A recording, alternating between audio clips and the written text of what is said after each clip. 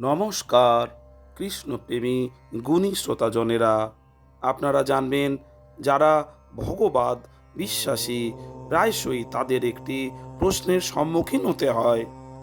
ঈশ্বর যদি আছেন তবে তার দর্শন পাওয়া যায় না কেন? সঙ্গত প্রশ্ন, প্রাসঙ্গিক প্রশ্ন, কিন্তু উত্তরটি খুব সহজসাধ্য নয়। প্রথম কথা, ঈশ্বর তো আছেনই, এ বিষয়ে কোনো সংশয় নেই। অতি বুদ্ধিমান বা ভক্ত মাত্রই জানেন তিনি আছেন।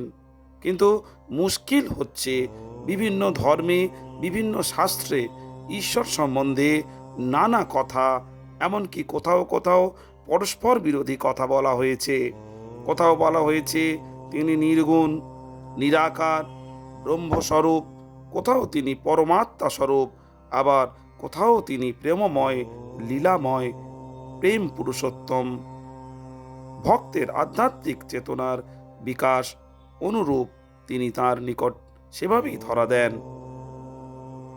গীতায় ভগবান বলেছেন, যে যথামাং প্রপদ্যন্তে তাঙস্তৈব ভজমহম, অর্থাৎ যারা যেভাবে আমাকে উপাসনা করেন আমি সেভাবেই তাদের কৃপা করে থাকি।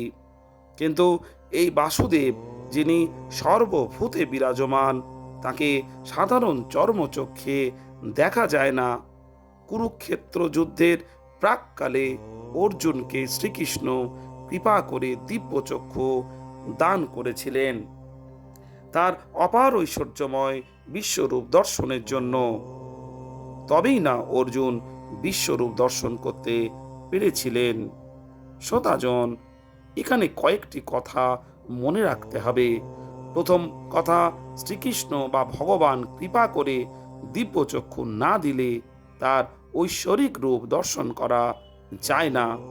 দ্বিতীয়ত, তার কৃপা পেতে হলে তার ভক্ত হতে হবে, কারণ অর্জুন ছিলেন শ্রীকৃষ্ণের অকৃত্রিম সখা, পরম ভক্ত।